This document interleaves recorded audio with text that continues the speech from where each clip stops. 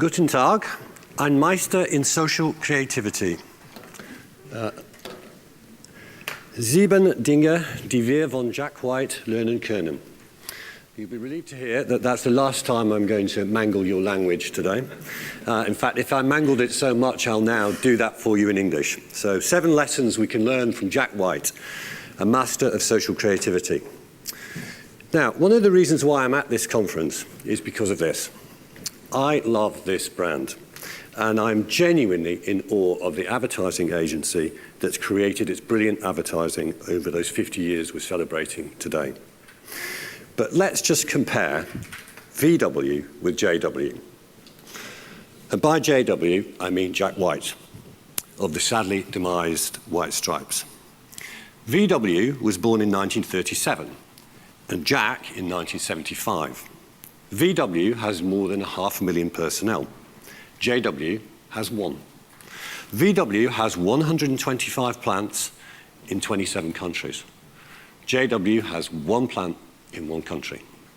And yet, if you search VW on Google, you get 622 million returns.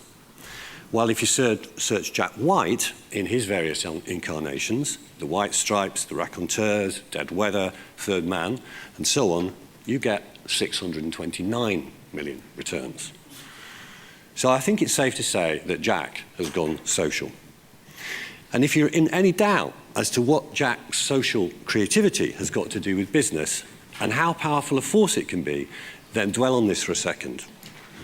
Jack has 45 million of these in the bank. So he's doing something right. And I thought it'd be interesting to see what we could learn from somebody who is doing something right like this. So here are my 7 lessons. Number 1, get out of control and love it. If you've ever seen the film that explains the genesis of the Creative Commons, and if you have never seen that film, I really do urge you to do it. It's a fabulous little 10-minute film that's available on the internet.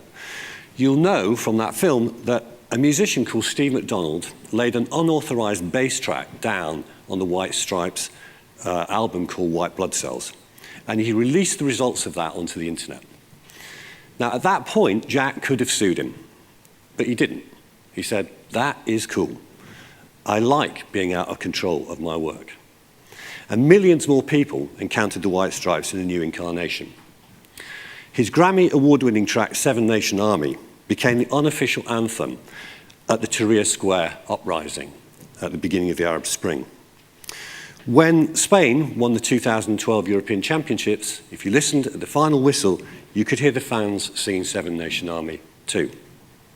As Jack put it, nothing is more beautiful than when people embrace a melody and allow it to enter the pantheon of folk music. As a songwriter, it is something impossible to plan. I love that most people who are chanting it have no idea where it came from. So you can't plan for what will happen, but release everything you have that's vaguely creative into the world at large and see what does happen.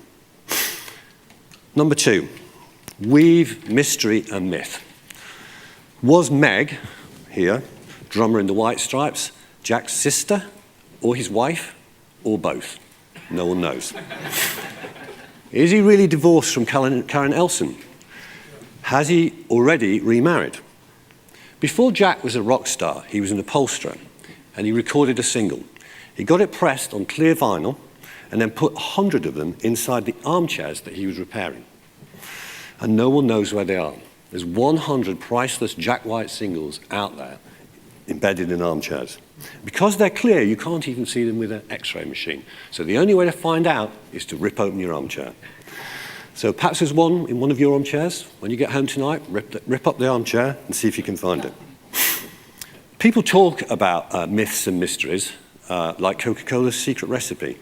So create some of your own and get people talking about you. Number 3, let other people build your brand. The White Stripes had the Spartan-esque discipline to only ever appear in the colours red, white and black. What that means is that you can look like Jack or Meg for a few dollars spent at your local charity shop. You can make Jack out of bits of waste cloth, just like this. You can make Jack out of bits of Lego. Oh, that's not going to be very good for his guitar playing, his arm's just fallen off. out of bits of Lego, like that. People do this stuff, and so they keep the White Stripes famous. In a way, just like what the Beastie Boys did with the VW emblem all those years ago.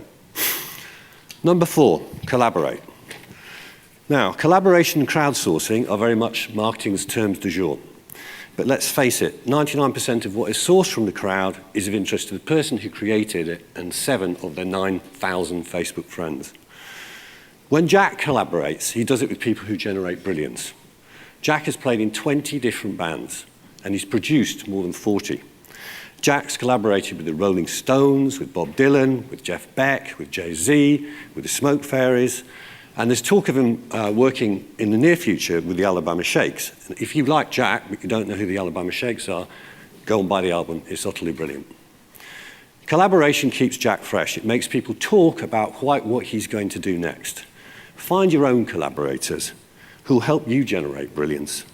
And don't be afraid to collaborate with the opposition. Number 5, meet the people. And I don't mean sitting on the other side of a one-way mirror watching those oh-so-predictable focus groups.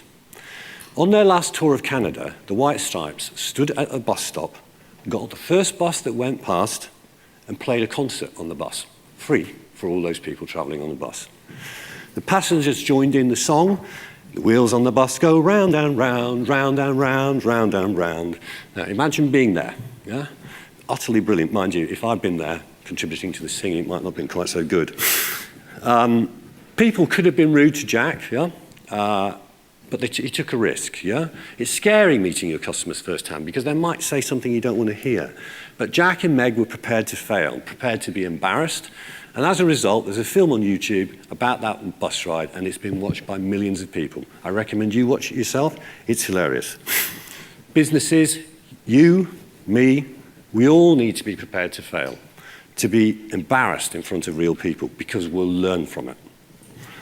Number 6, and this is easier said than done, but always, always aspire to greatness. Nobody talks about stuff that's average. No one even talks about the stuff that's good. People only talk about the stuff that's great. And with the notable exception of VW and DDB in general, of course, most of what passes for marketing communications in this day and age is little more than wallpaper. When was the last time you saw a TV commercial that made you sit up and say, wow? What's the last press ad you can remember? How much of the rubbish that businesses chuck out onto the internet actually engages or moves people? Creativity is crushed by fear, by committees, by conservatism. When Jack originally composed Seven Nation Army, he played it to a couple of musician friends. His friends were somewhat less than impressed. But Jack's blazing conviction told him that he was right and they were wrong. And well, I've already told you a little bit about what happened to Seven Nation Army. It's a cliche to say this, but it needs saying and saying and saying. Good is not good enough. Number 7, and this is really my overarching point. Put your right creative hemisphere first, then let the left, the rational one, follow. Jack is both an artist and a technician. If you've ever seen the film, It Might Get Loud, you'll see it starts with Jack there building his own guitar out of scraps of wood and wire and a few nails and an empty Coke bottle. He has the vision and he's capable of executing against it. In one of the outtakes from that same film, you'll see that Jack White teaches Jimmy Page of Led Zeppelin how to play Seven Nation Army. Yes, that's right. Jack White is giving a guitar lesson to Jimmy Page, arguably the second greatest guitarist who ever lived. He had the idea, then he worked out how to execute it.